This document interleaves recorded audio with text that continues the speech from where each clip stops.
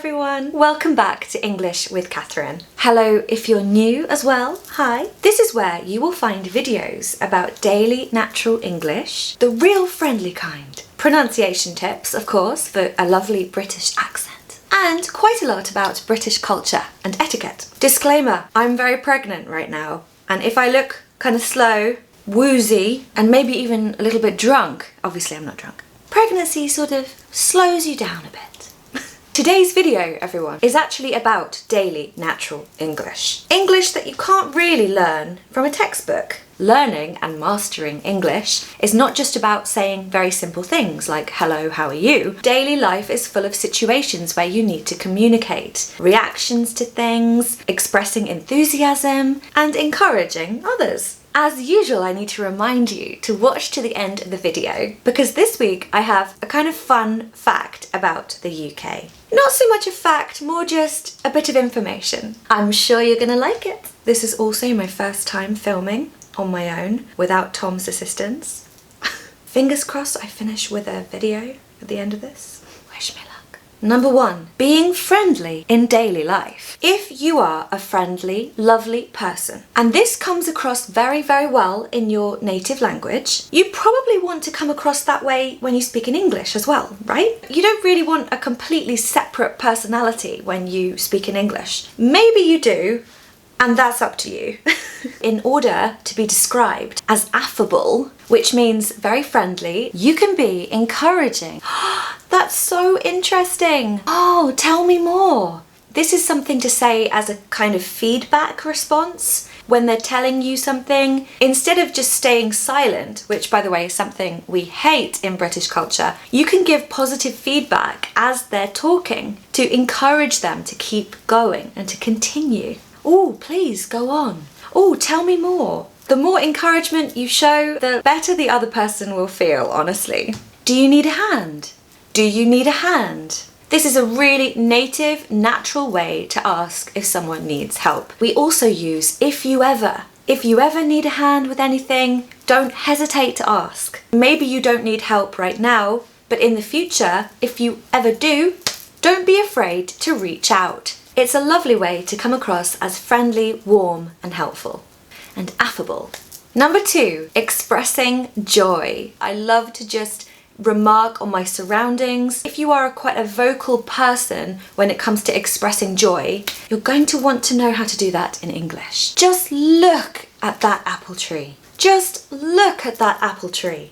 Isn't it amazing? Here we have just look at something and we have isn't it something. This is a way of directing the attention of whoever you're speaking to look at whatever you're talking about and to just enjoy the moment at the same time. We currently have a beautiful apple tree in the garden that is laden, great word, with apples. They're ready to pick actually. Any plant that looks quite full of whatever it's growing that's ready to be picked or harvested, we can say it's laden with something. This apple tree gives me a lot of joy. I can also say, I get a lot out of something. I get a lot out of looking at that tree with my cup of tea. That means I receive a lot of joy from that activity. That's a way of expressing joy. Number 3, wishing someone happy birthday. This one's a little bit different, I know, to the other two. It's important to know how to do it according to the country that you're in. We used to say many happy returns, but that's certainly quite outdated now. You won't hear that really used by young people especially. What we tend to say is, oh, happy birthday. Do you have any plans for it? We follow up happy birthday with a question. It flows into other things.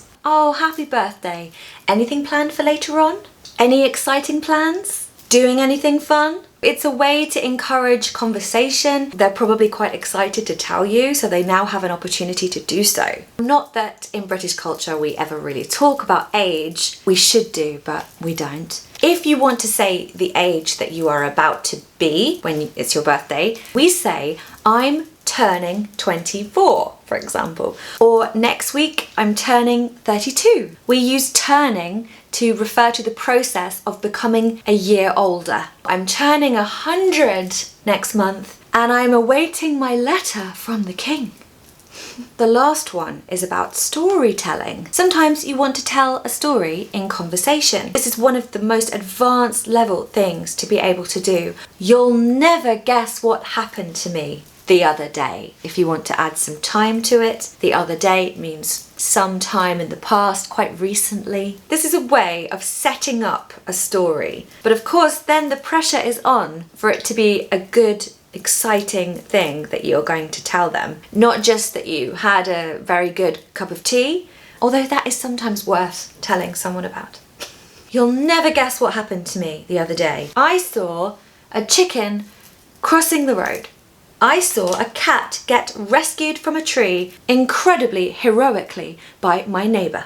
If you are the person that is being told the story, you can show enthusiasm and encouragement by saying, "Oh, what happened next?